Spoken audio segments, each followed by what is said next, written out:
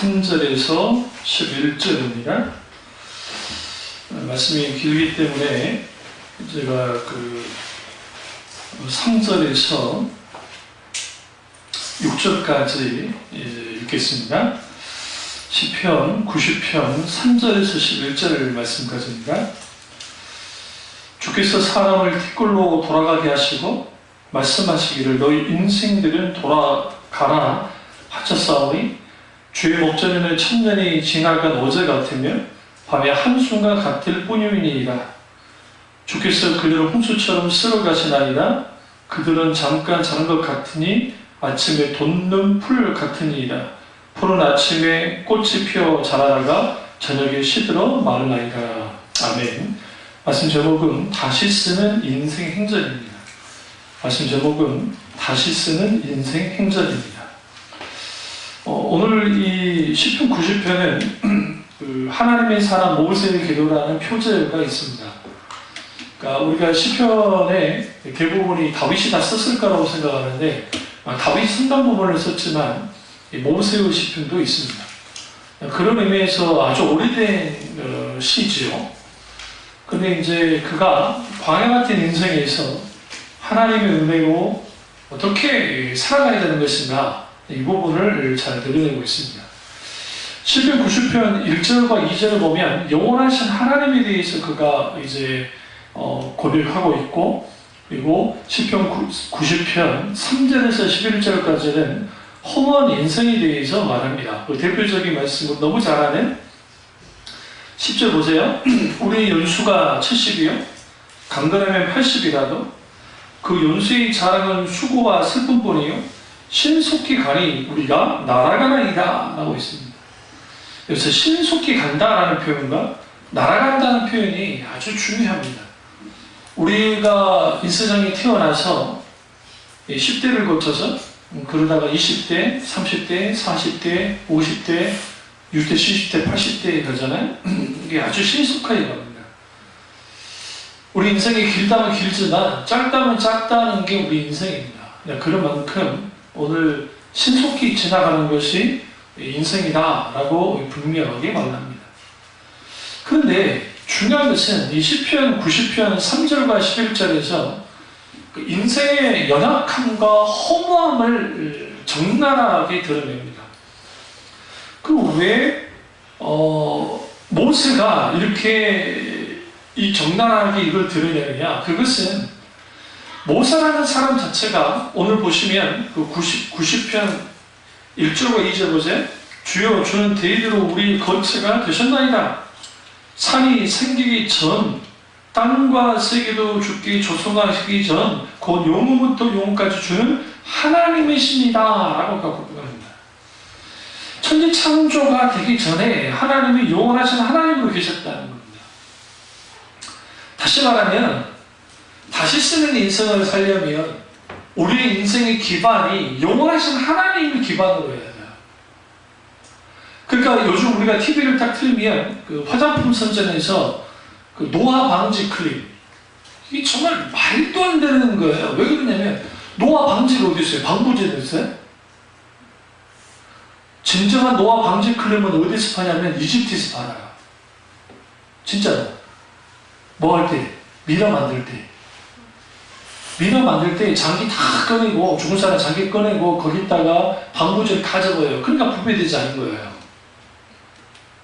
그 노화 방지라는 말이 참 웃긴 표현이에요, 그게. 그러니까 이제 우리 얼굴이 그렇게 늙어 보이지 않게 만듭니다 라고 되는데, 노화 방지. 어떤 음식을 먹으면 뭐 노화를 또 방지해 준다고 하고. 그럴 수 없습니다. 인간이 늙어가면 나이가 들어갈수록 늙어가게 되어 있습니다. 근데 오늘날 예수를 믿는 사람이나 예수님을 믿는 사람이나 믿지 않는 사람이나 이 세상이 영원할 것처럼 여기면서 살아가요. 그나마 이제 나이가 드시면 70이 넘으시면 서서히 생의 마지막을 생각하면서 살지만 그 전까지 젊은 사람들은 자신의 생의 마지막을 생각하면서 살지 않습니다. 사람들이 주로 하는 말이 뭡니까? 어떻게 살지 아닙니까? 어떻게 살까? 뭘 먹고 살지? 어떻게 살지? 라고 말합니다. 그런 표현들은 아주 자연스러운 것이고 인간의 본능입니다. 문제는 뭐냐면 교회에서 마치 어떻게 살지에만 집중하면 어떻게 죽지에 대해서 우리가 온전히 이제 다루지지 않아요. 그러니까 사실은 기독교는 철저하게 죽음을 기초로 합니다. 어떤 죽음을 기초로 하느냐? 예수 그리스도의 십자가를 죽음으로 우리 모든 인생과 신앙이 기초됩니다. 그러니까 우리가 예수를 믿기 전의 인생과 예수님을 믿고 난 다음에 인생이 달라져야 되는데, 다시 쓰는 인생이 돼야 되는데, 오늘날 내 이전의 인생과 지금의 인생이 똑같이 갈 때가 많다는 거예요. 왜 이런 일들이 벌어질까? 첫째는 인생의 무상함을 깨닫지 못해서 그래요. 세상이 말하는 인생의 무상함과 성경이 말하는 인생의 무상함이 달라요.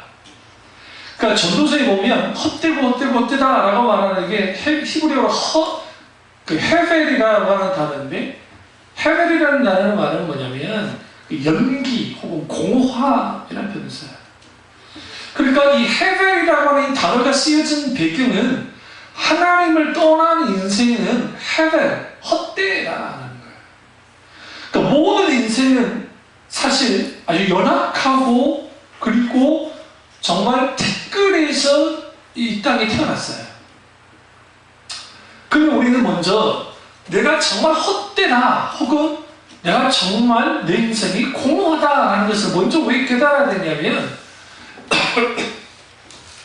인생은 기본적으로 내가 이렇게 인생을 살아가고 있지만 후회하지 않는 인생은 없어요. 내가 그때 이렇게 좀 했으면, 세상 사람들 그만하잖아요. 인생에는 3번의 기회가 있다고. 돈 벌 기회도 있고 출세할 기회도 있고, 그때 잘했으면 내가 지금 이렇게 살지 않을 텐데 라고 생각하지요.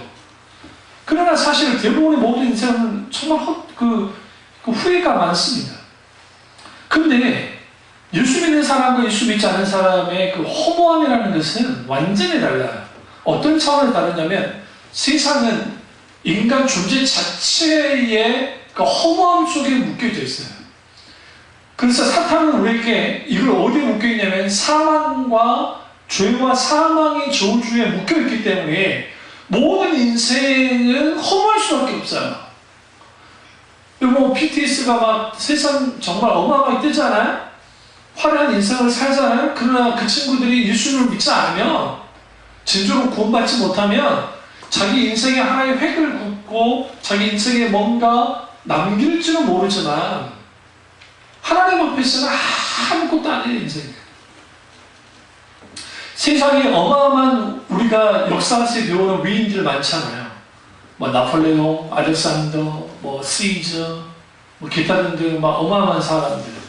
그 사람들이 어마어마한 일들을 이뤘을 줄은 모르지만, 그러나 그들이 제국이 지금까지 있나요? 없어요. 나폴레옹이 워터루 전쟁에서 지고 난 다음에 이 섬에 이제 갇혀집니다. 영국 사람들이, 영국 사람들이, 영국 군인들이 그를 가둬요. 그리고 후에 또 도망치다가 잡혀가지고 후에 이제 그가 죽는데, 그때 나폴레옹이 했던 말이, 그 당시 나폴레옹이 영국만 빼놓고 거의 대부분 유럽을 다 정복했습니다. 어마어마한 일입니다. 그렇게 했지만 그가 마지막 죽기 직전에 뭐라고 했냐면, 나는 내 인생을 살면서 어마어마한 일들을 이루었지만 나는 예수님을 이기지 못했다. 내 사전에 불가능은 없다라고 했던 사람이 나폴레옹이에요. 예수님은 십자가에서 죽었는데, 그분이 십자가가 세상을 정복했지만 나는 그렇지 못했다라고 말합니다.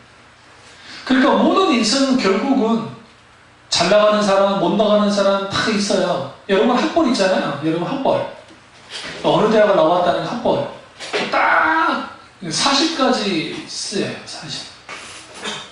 죄송합니다. 40도 좀 내가 길게 좀 잡아준 거예요. 그 이후에는 학벌은 내가 어느 대학 나왔다는 일종의 뭐라 그래요? 그 자부심 정도. 내가 그렇게 나왔을 정도지. 사실 그 학벌이 제 2의 인생을 끌어주지는 않아요. 무슨 지 아시죠? 그런 의미에서 자기 학벌 잘하는 사람 치고 그 바보 같은 사람들도 없어요. 실제로. 그런데 그런 인생을 살아갈 때에 세상 사람들은 죄와 사망이라고 하는 이걸 감당할 수 없는, 인간이 극복할 수 없는 이런 묶임에 있기 때문에 기본적으로 모든 인생은 허무해요. 그러면 예수 믿는 사람들은 허무하지 않느냐? 허무해요. 똑같이. 왜? 우리들이 여전히 아직은 죄와 또 죽음이라고 하는 그런 어떤 영향 안에 살기 때문에 그렇습니다. 그런데 이 허무함이 성격이 달라요. 어떻게 다르냐면 예수 믿지 않는 사람은 존재 그 자체로 허무해요. 새로운 피조물로서 변화된 적이 없기 때문에. 그러나 예수 믿는 사람은 그 존재 자체가 허무해요. 근데 거기에 뭐가 깃들어 있냐면 하나님의 생명이 깃들어 있습니다. 다시 말하면 이 세상은 영원한 세상이 아니고 이 세상은 허무한 것이야 사실. 그보다 불구하고 하나님의 은혜 가운데 이 세상을 살아가요. 그리고 영생을 어디부터 누려요? 천국 가서만 누리는 게 아니라 이 세상에서 누리면서 살아가는 거예요. 우리는 영원에서 나를 찾아야 되고 영혼을 가지고 이 세상을 살아가는 거예요. 우리는 영원한 삶을 사는 사람이지 이 세상에서 그냥 반짝 왔다가 가는 그 인생을 사는 사람이 아니라고요. 그러니까 무서운 게 없는 거예요. 무서운 게. 돈이라고 하면 수단과 방법을 안 가리고 사기를 치고 하는 일들을 막 벌여요. 왜? 하나님이 안 보이기 때문이에요. 하나님이. 왜 하나님이 안 보여요? 이 세상에 있는 게 모든 것인 것처럼 느끼기 때문에 그렇습니다. 그래서 모세가 이 인생은 밤의 한순간같이 순식간에 지나가 버린다라고 그가 말하고 있고, 아침에 돋는 풀같이 그리고 저녁에 곧장 시들어버리는 풀 같은 게 인생이라고 그렇게 묘사합니다. 그래서 여기서 참 재밌는 표현이 10절에서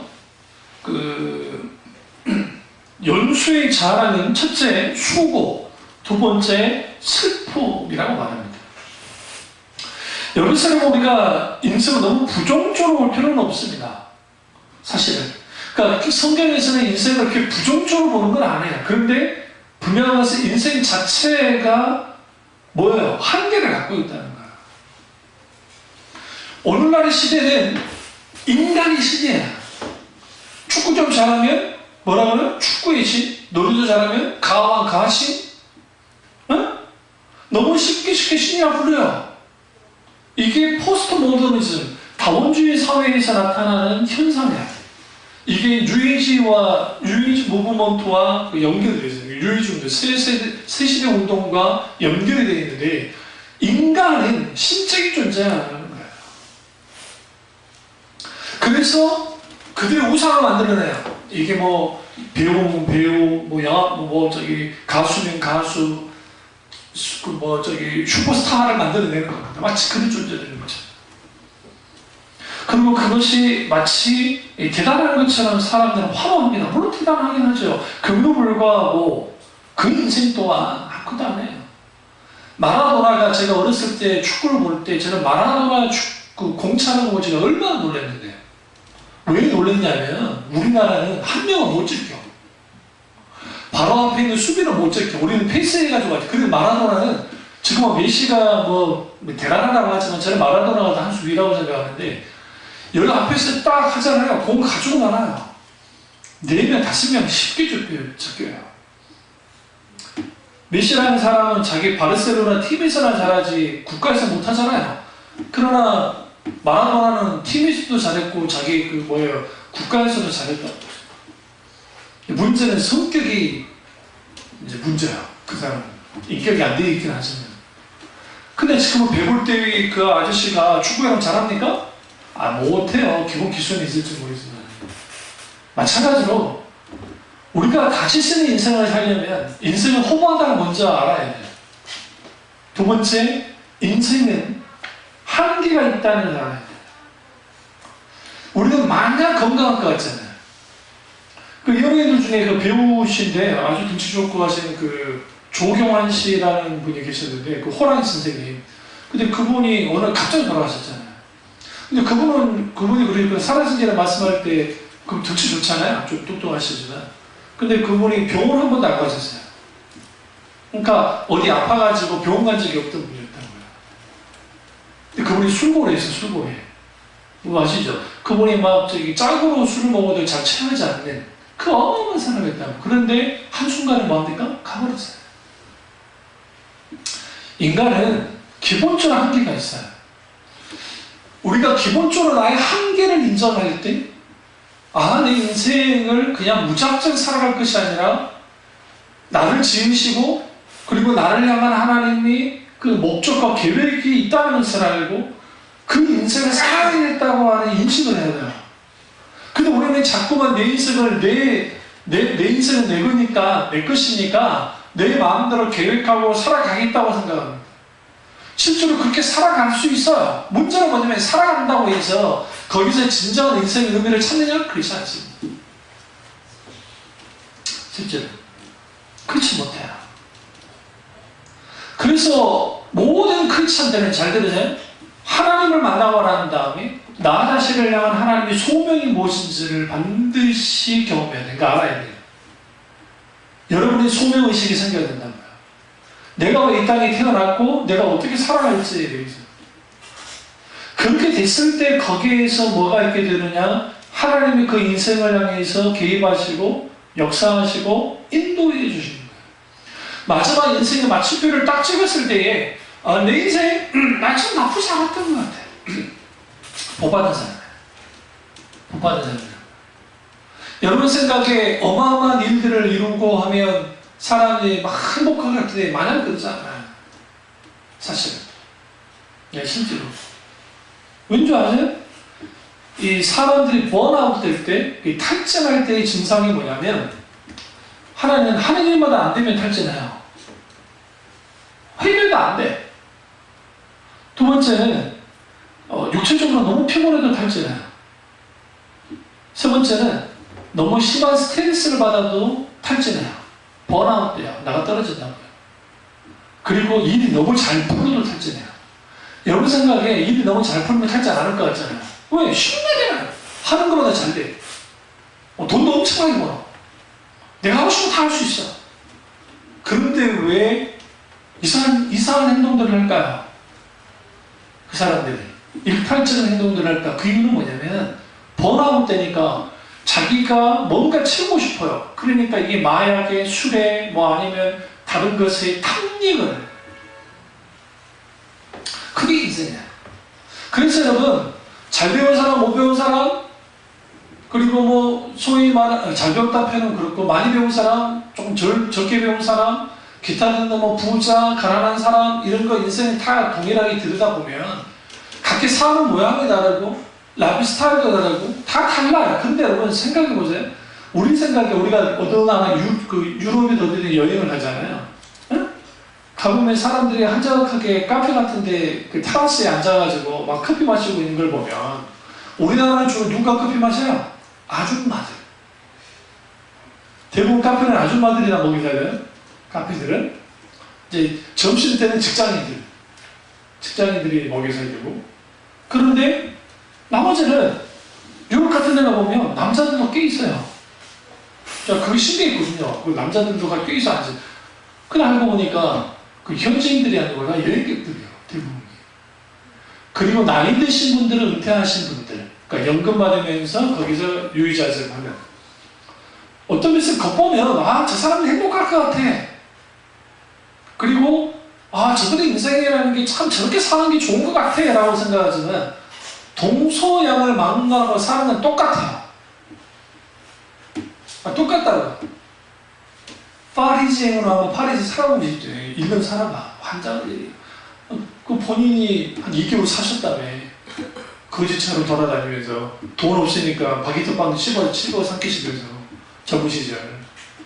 그럼 그게 마냥 즐거웠을까? 즐거움도 있지만 아마 많이 힘들었을 거예요. 그게 대단한 사람이지. 나 같으면 중간에 와버려. 미쳤다. 근데 거기에 현지 살면 인생에 사는 것은 다 비슷비슷해요. 근데 우리는 어떤 착각들을 하냐면 어떤 화면을 보잖아요. 방송에서 그려지는 그 담겨있는 영상을 보잖아요. 이거는 우리는 착각하는 게 이게 아주 객관적인 것이다 라고 생각해요. 근데 여기는 감독과 그 다음에 작가와 그리고 그런 사람들의 사실상 그 뭐가 들어가냐면 연출이 들어가요. 왜? 그것만 찍어서 그걸 보내기 때문에. 그러면 그들의 희노 애락을 다 다루냐고요. 거기에도 슬픔이 있을 거죠. 여러분 그 나영수 PD가 있던 그 윤식당 같은 데가 아주 예쁘잖아요. 거기가. 근데 그게 만약에 뭐 병원이 어디 있는지 모르겠지만 그런데 만약 크게 위급한 게 아팠을 때 큰 돈을 나가는 거 아니에요. 안 그래요? 그러니까 만약 우리는 환경이 인생을 살 때 내 앞에 있는 환경이 좋으면 내 인생은 좀 괜찮을 거라고 생각해요. 물론 환경은 중요해요. 분명하게. 여러분 맹자 엄마가 맹자를 이제 세 군데를 이사를 다니잖아요. 교육시키려고. 근데 이제 우리는 이때까지는 해석이 어땠냐면 그 시장통에 그것도 앞에 장례식장에 이제 무덤에 그런 데 있다가 이제 집을 옮겨줘요. 그러니까 이제 맹자 엄마가 좋은 환경을 만들어주려고 이사를 다녔다라고 이전까지는 해석을 했는데 지금 다른 해석이 나와요. 지금. 어떤 해석이 나오냐? 이게 중국 분들이 말하는 거예요. 그게 뭐냐면 일부러 장사통에 들어간 거예요. 살게 한 거예요. 제 해석이 아닙니다. 그 해석이 있다는 거예요. 왜? 사람 사는 모습을 맹자가 어릴 때부터 보여줬다는 거예요. 맹자와 공자의 차이는 뭐냐면 공자는 아주 지금 우리 유교 문화 속에서 그 왕 밑에 그러니까 왕과 그리고 부모 공경을 동일시하면서 이제 뭐랍니까 봉건 왕조 안에 그 사고방식을 갖게 있지만 맹자는 완전 달라요. 같은 유교지만 맹자는 왕이라 할자라도 엎을 수 있다고 생각했어요. 폭군이라고 한다면. 그러나 공자는 그 부분에서는 그러지 않아요. 그러니까 그 맹자는 왜 그러느냐? 그가 만약에 왕이지만 왕이라 할지라도 문제가 있다고 한다면 누가 우선해? 백성이 우선이다. 백성이 우선이기 때문에 역성혁명을 일으킬 수 있다. 그렇게 생각했던 사람이 누구냐? 맹자야, 맹자. 근데 맹자가 시장에서 뭐 했냐? 엄마가 보여줬다는 거야. 사람 사는 모습과. 여러분 좀 답답할 때 시장 가보세요. 살만하죠? 사람 활기 있죠? 떠리 솟는다. 마지막 찬스 가게 정리 어제도 갔는데 한 달 전에도 똑같이 가게 정리. 우리는 어쩌다 보시 가니까 가게 정리인 줄 알지만 자주 가보면 늘 가게 정리요. 그런 거 팔고 거기서 사람들이 사는 맛. 제가 서울에 처음 와서 이제 외지 생활 하잖아요. 그러니까 사역도 하고 학교도 다니고 하지만 외로움이 있어요. 때로는 돈이 좀 궁핍하고 살아가는데 그렇게까지만 풍요롭지 않았기 때문에 저는 제가 벌어서 둘러군대고 먹고 살고 했으니까.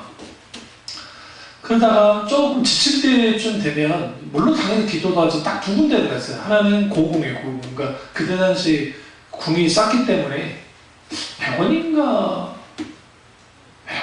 내면 됐을 거예요. 150원인가 500원이었나? 어쨌든 내고 들어가서 거기서 하루 종일 돌아다니면서 쫙 앉아있고 보슬비 내릴 때가 짱이야. 그때는 무조건 저희 궁으로 달려가요. 비 내릴 때. 세차비 말고 보슬비 낼 때 조금 빗발이 조금 더 세지면 그게 처마 밑에 물이 쭉 흐르면서 툭툭툭툭 떨어지면 사람들이 잘 안 와요. 그때는. 그럼 나 혼자 천 밑에 앉아가지고 탁 있으면 바람이 쭉 불면서 그 소리가 있어요. 그럼 그게 느낌이 사람을 요즘만 하면 힐링을 시켜줘, 힐링을. 그러니까 내가 그게 너무 좋아서 그랬고, 또 하나는 남대문 시장을 들어가는 거예요. 그때는 동대문 뜰 때가 아니니까 남대문에 딱 가보면 이제 재밌어요. 그 아저씨들도 막 재미난 아저씨부터 시작해가지고 막 하면 그 안에 내가 그냥 딱 들어가면 정말 활기차다. 인생은 정말 이렇게 살아야 하는 것 같다. 그러면서 그 사람들의 모습, 그 다음 또 때로는 뭐, 거기서 뭐, 그 싸우는 사람, 또 웃는 사람, 또 뭐, 물건 깎아달라고 신앙하는 사람들, 막 그 사람 구경하는 재미가 있는 거예요. 거기서, 물론 나는 뭘 사질 않아요. 돈을 없으니까. 그렇게 쭉 돌아다니고, 하루 종일 돌아다니고, 딱 이제, 기숙사로 학교 기숙사로 딱 돌아오면, 그래도, 그래. 그런 거 있는 것 같아. 그런 것은 예외 삼았어요. 그러니까 우리가 인생은 각자 달리는 출발점은 어느 날은 똑같지 않습니다. 누구 집에서 태어나에 따라서 완전히 달라집니다. 그들이 누구누구도 다릅니다. 그들이 소유하고도 다릅니다. 그런데 공자 어머니가 왜 거기에 시장통의 집에 있다가 또 왜 움직였을까? 그리고 이제 그 무덤 가까이 집을 딱 옮겼을 때 뭘 보게 만드냐? 파라 인생은 죽는다는 거예요. 결국 인생은 그 앞에서 그 고관 대장 그리고 여러분 막 경험하잖아요.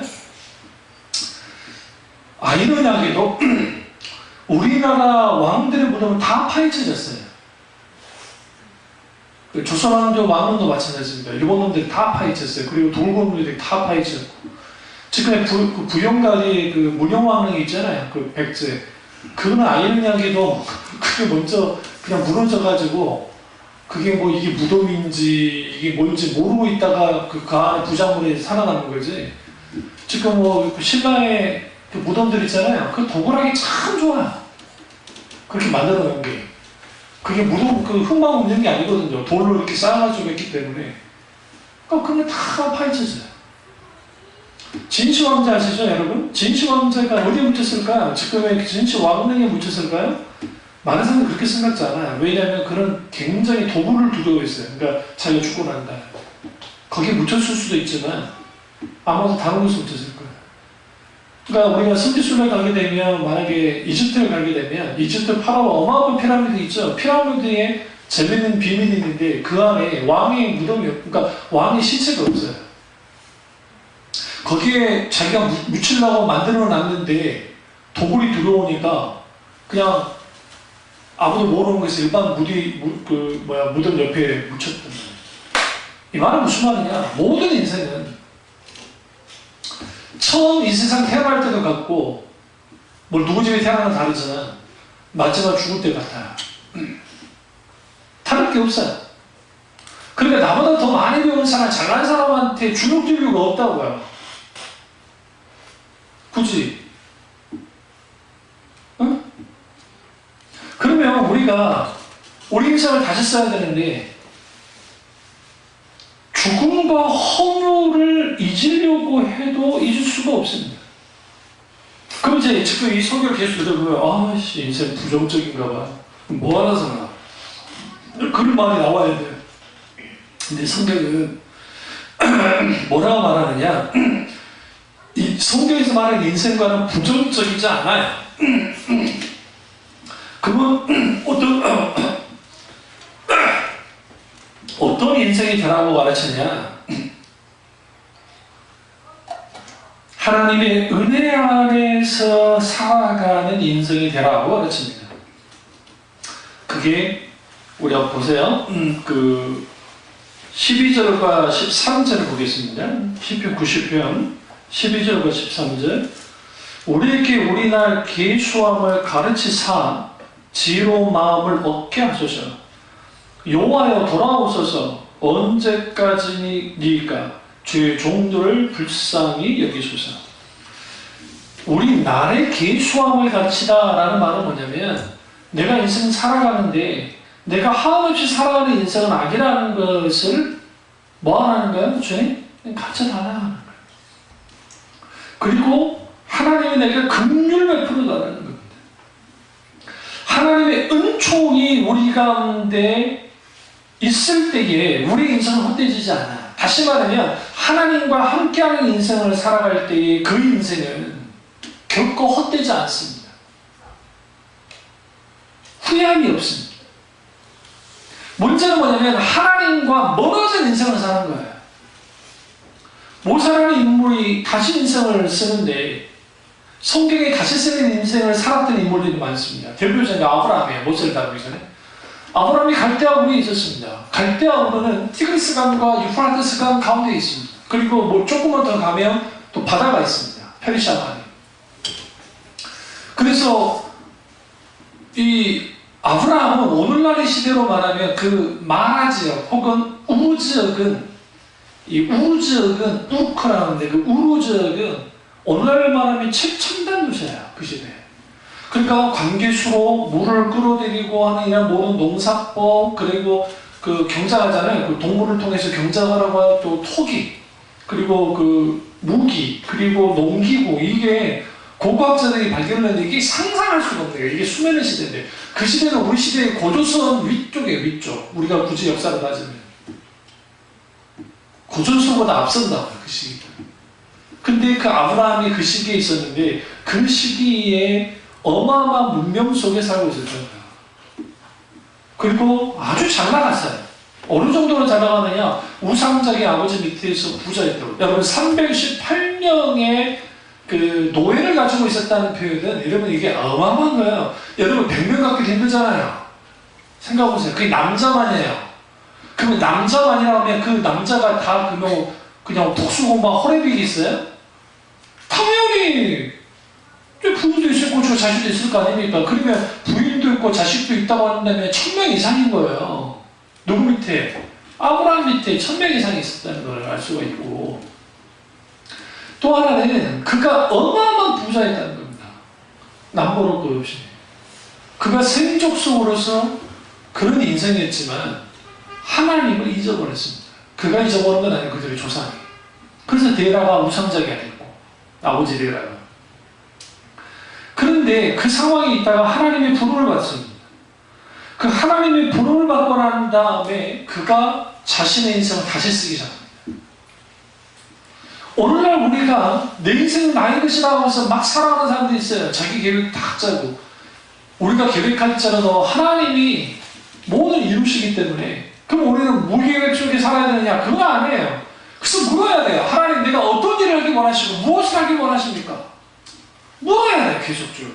그리고 하나님께 길을 열어달라고 계속 기도해야 됩니다. 그 과정 가운데에서 인생을 살아가는 것이지 내 인생 계획표 다 자르고 내 동기 지금은 목사가 됐겠지만 그 양반 그 친구 다이어리를 보면 자기 계획이 다 써있어요.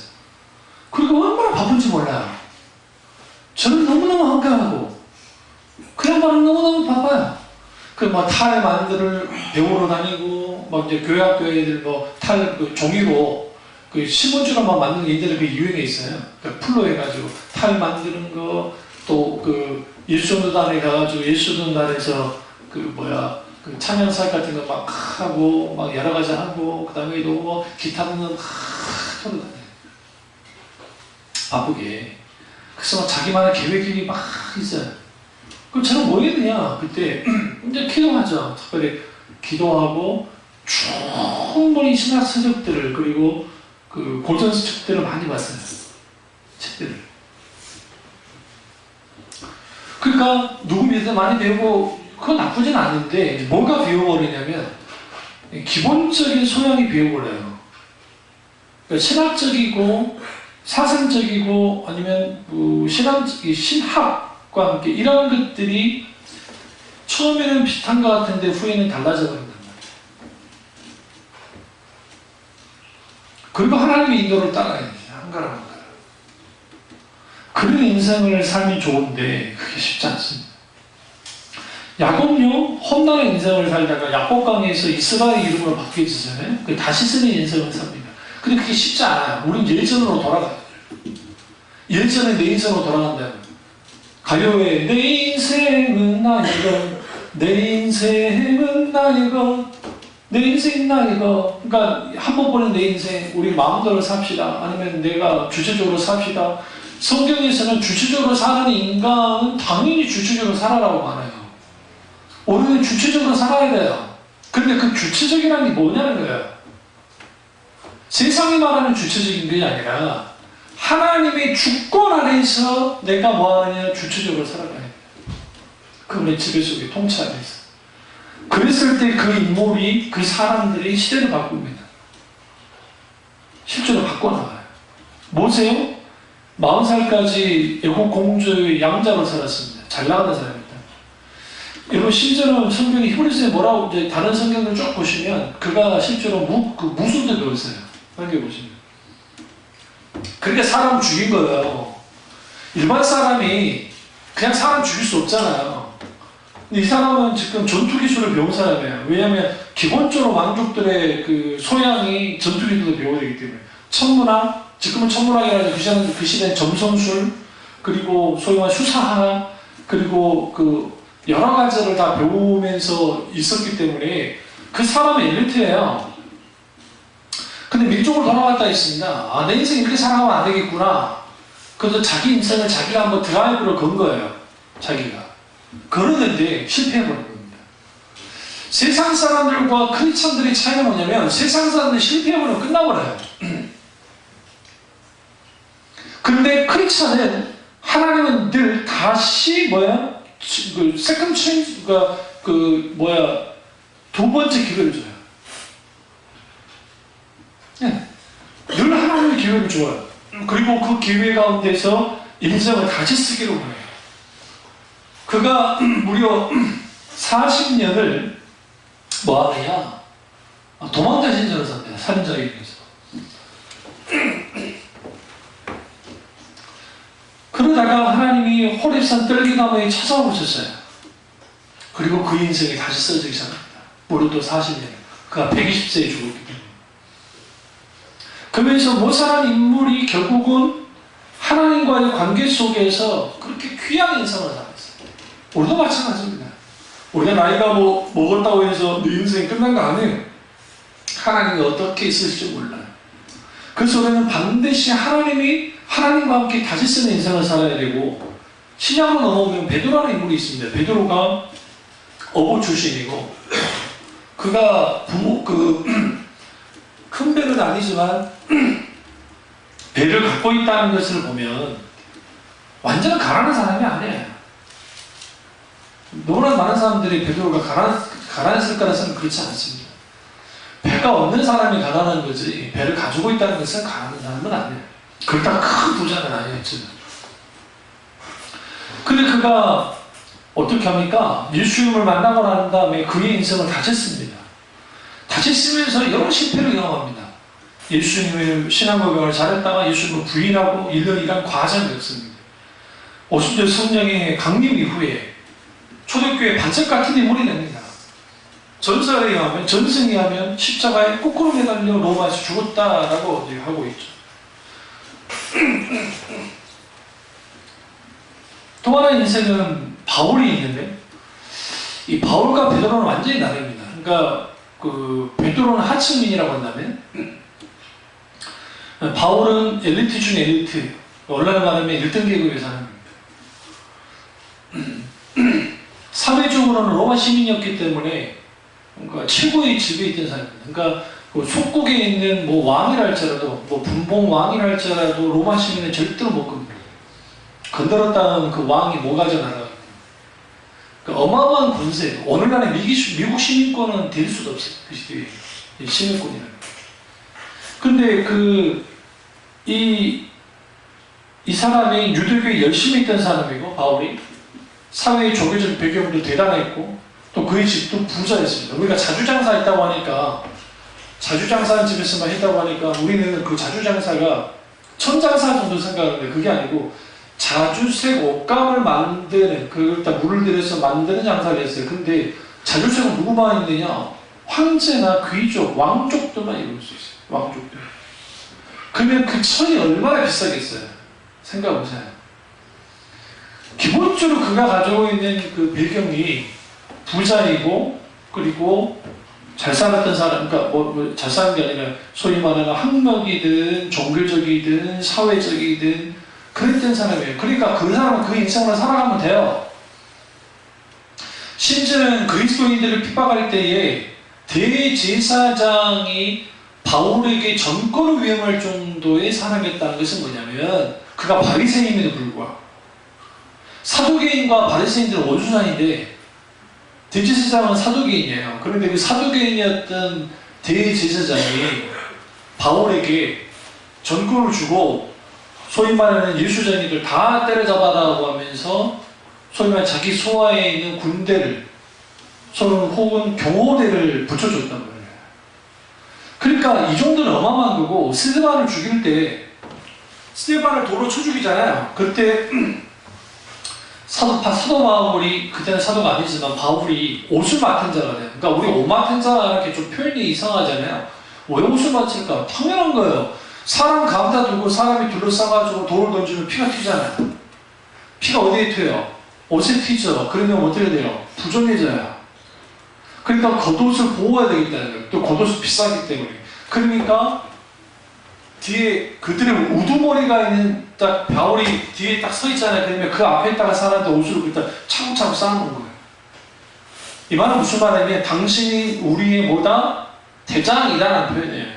지금 돌로 쳐 죽이는 사람들은 실제로 있지만 그들의 실질적으로 지휘하는 사람은 바울이라는 의미예요. 그러니까 바울이라는 그 사람이 얼마나 대단한지 알겠죠? 힘이 있던 사람이에요. 권력이 있던, 종교적 권력이 있던 사람입니다. 그런 사람이 다메섹에서 주님을 만나고 꺾어졌어요. 깨져버린 거예요. 그리고 그의 인생이 어떻게 풀립니까? 아주 고생길로 들어갑니다. 예수님 때문에.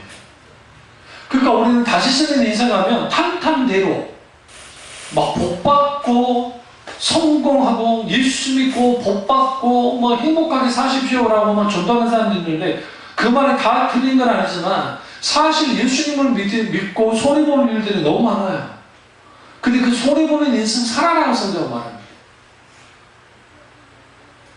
오늘날의 기독교가 세상 물신주의와 딱 결합이 돼가지고 그 결합된 상태에서 어떤 걸 제시하냐면 그럴듯한 그 행복 청산화전을 제시합니다. 그래서 예수 믿으면 모든 병이 낫고, 예수 믿으면 모든 문제가 해결되고, 예수 믿으면 모든 고난과 역경에서 벗어날 수 있다. 그 자체는 틀린 말은 아니에요. 왜 틀린 말은 아니냐면 예수님이 사망 문사되시고 모든 죄와 저주를 담당하시고 다 해결하시기 때문에.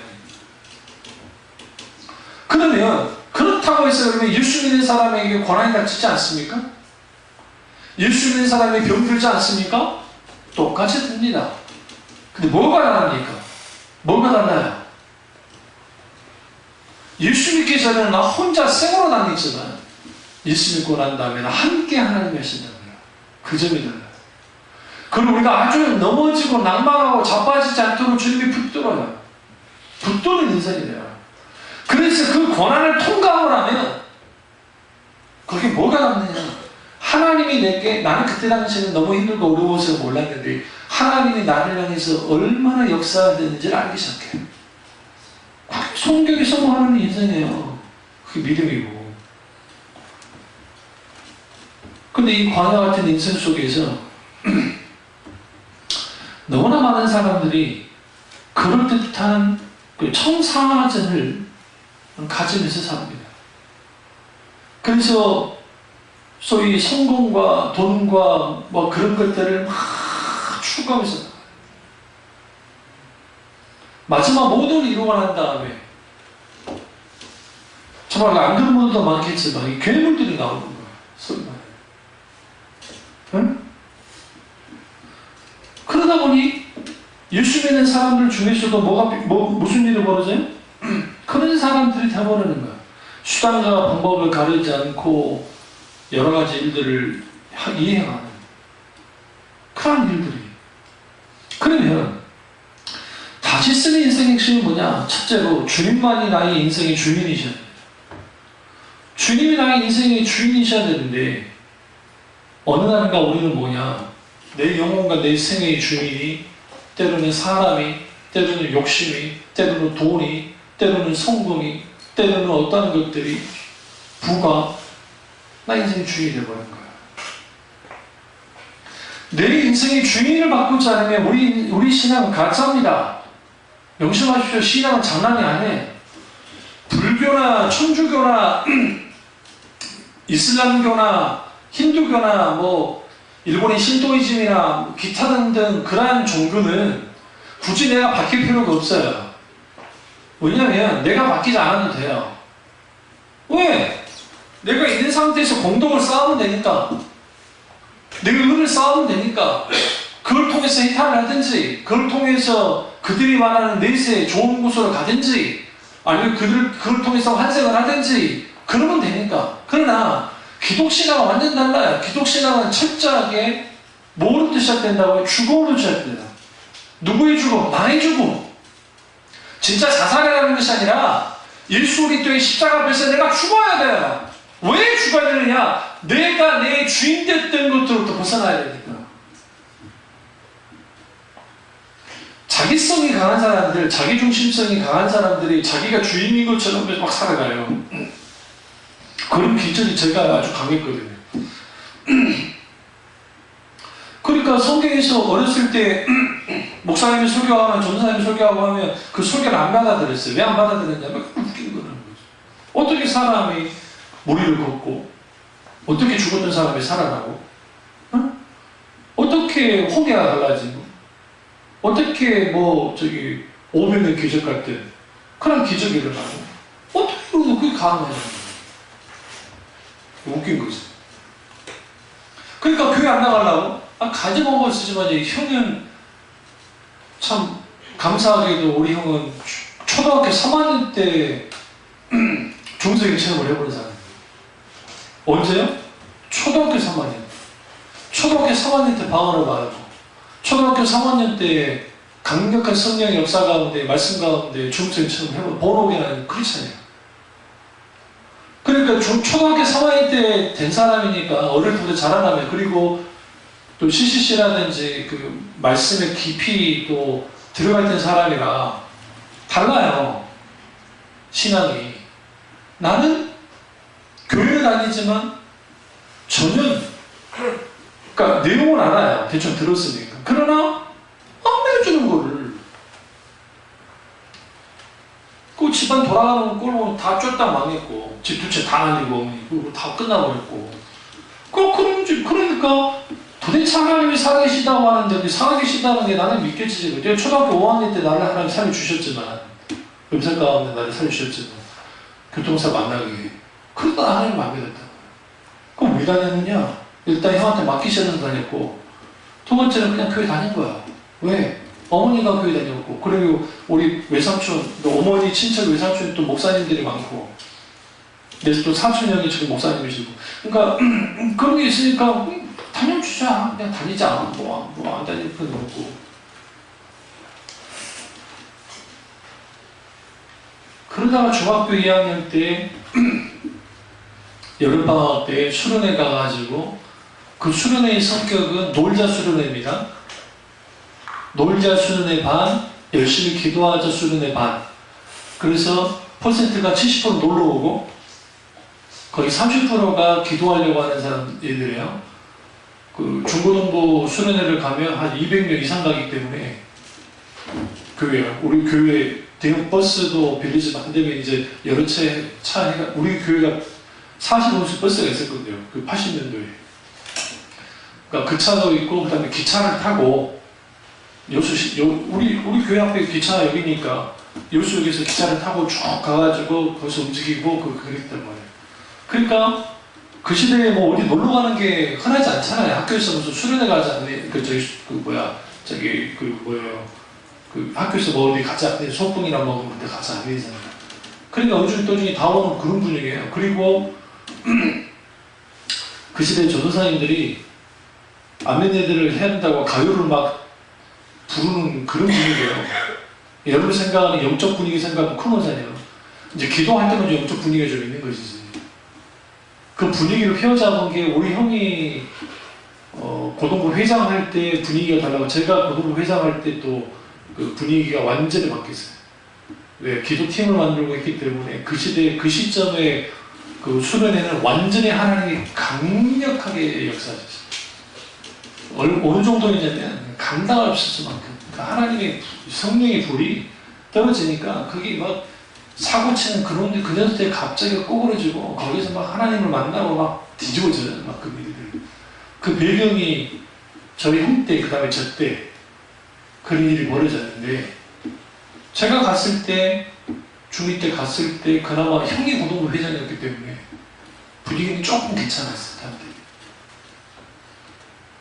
지금 잊지도 않은 게, 저희 형이 전사님 말도 안 듣고 형들이랑 그 강에 수영하러 갔다가 한 명이 익사하던데요. 이 소년들 같은데. 전사님 그거 보고 이제 꺼냈지. 그 청년들이 형들이 가가지고 꺼내고 난 다음에, 예전에는 때리는 게 일상이에요. 교회도 때려요. 뭔지 아세요? 워낙 화가 나니까 감옥 들어가고 막 때렸대요. 그 얘기를. 사과는 큰일 나니까. 그런 분위기 속에서 내가 중생이 체험됐어.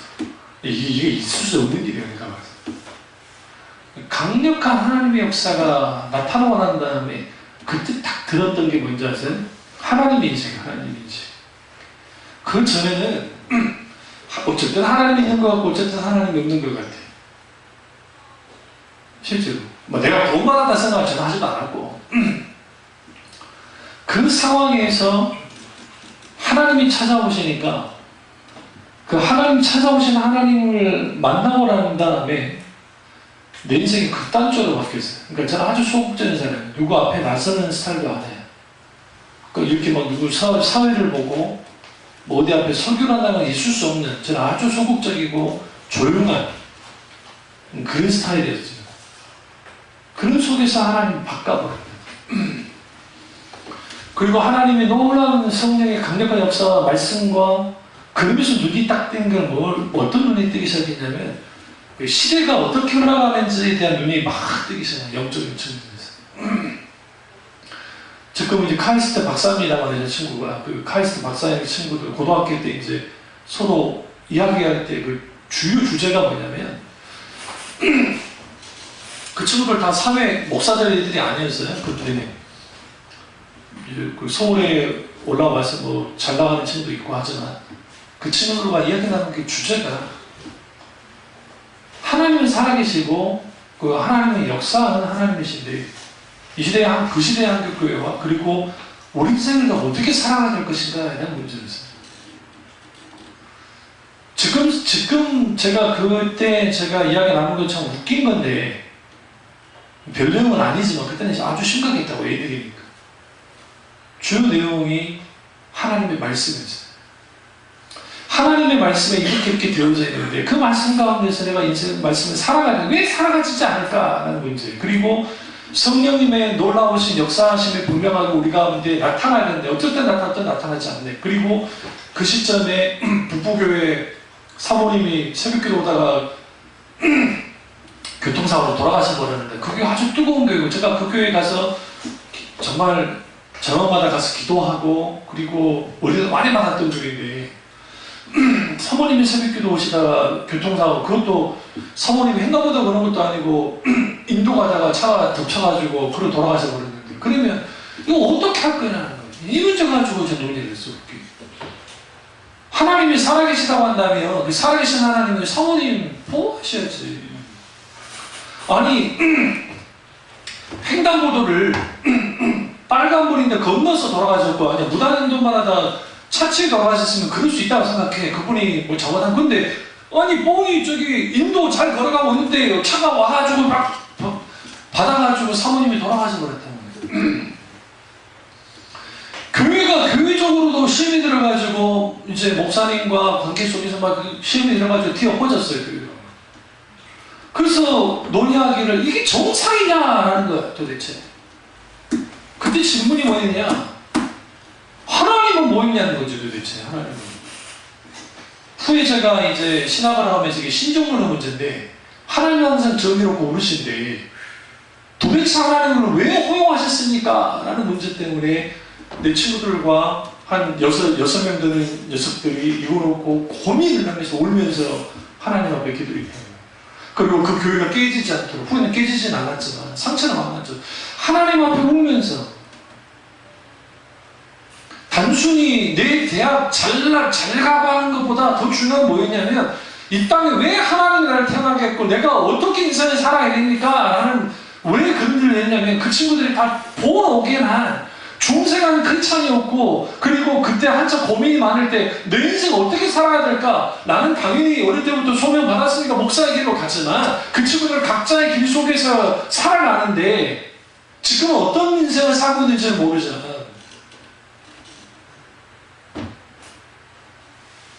하나님을 만나면 가장 먼저 있게 되는 게 주인이 바뀌어요. 주인이 바뀌기 때문에 세상을 보는 눈들이 달라져요. 생각도 다르고 가치관도 달라요. 달라야만 해요. 예수 믿으면. 근데 똑같아요. 왜 똑같아요? 내가 아직도 주인이니까. 세계관과 가치관이 안 바뀌면 그 사람은 그리스도인일 수가 없어요. 절대. 그리스도인일 수가 없어요. 그리스도인일 수가. 세상 사람 똑같아. 말하는 거. 여러분 친구들 중에 교회 다니는데 이야기를 나눠보세요. 세상 사람들하고 똑같아. 이 친구 아직 주님을 만나본 적이 없는 사람이에요. 주님을 만나면 가장 먼저 깨지는 게 뭐냐면 내가 기존에 가지고 있던 이데올로기, 사상, 가치관, 인생관 이게 다 먼저 깨져요. 실제로. 깨졌다가 다시 돌아갈 수는 있어요. 부인하지 않아요. 깨졌었는데 뭐가 좀 다르게 다시 돌아가긴 해요. 그게 인간이니까 줄 수 있는 거죠.